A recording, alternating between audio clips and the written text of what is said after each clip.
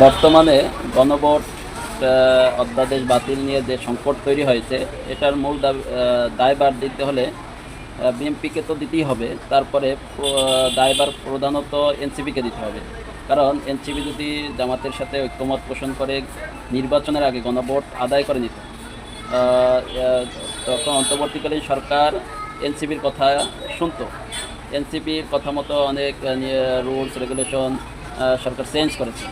তা ওই সময় জামাতের সাথে ঐক্যমত পোষণ করে যদি জামাত ইউনুস থেকে গণভোট আদায় করে, গণভোটের অধীনে জুলাই সদনের অধীনে নির্বাচনটা হতো, তাহলে আজকে এই সংকট তৈরি হতো না, কাউকে অনশন করতে হতো না, রাজপথে আন্দোলন করা লাগতো না। বিএনপি বাধ্য থাকতো তার এই জুলাই সনদ গণভোট পালন করতে। এই সংকট তৈরি করে এখন দেখেন রাজপথে মানুষকে নিয়ে আসতেছে। এটা দায়ভার এনসিপি কোনোভাবেই এড়াতে পারে না। দেখেন তারপর জামাত তাদেরকে এতভাবে সহযোগিতা করতেছে। সংসদে মুক্তিযোদ্ধা বিষয়ক যে অধ্যাদেশ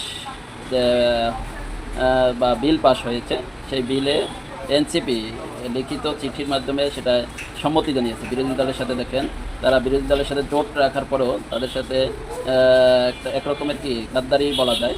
কারণ মুক্তিযুদ্ধের সময় জামাত ইসলাম চুপ ছিল বা কাউকে খুন করছে এরকমের প্রমাণ নেই যে মুক্তিযুদ্ধের সময় তারা বিরোধিতা একটা প্রেক্ষাপটে করেছিল হয়তো, কিন্তু বাংলাদেশের জনগণের বিপক্ষে গিয়ে কোনো আন্দোলন সংগ্রামে তারা যুক্ত হয়নি। এই যে বিলে তারা সহযোগিতা করেছে। এনসিপির এখন দেখেন সৌবুদ্ধির হয়তো উদয় হয়েছে, এখন রাজপথে আছে। কিন্তু এই রাজপথে একটা প্রবাদ আছে, সময়ের 1 পর অসময়ের 10 পর।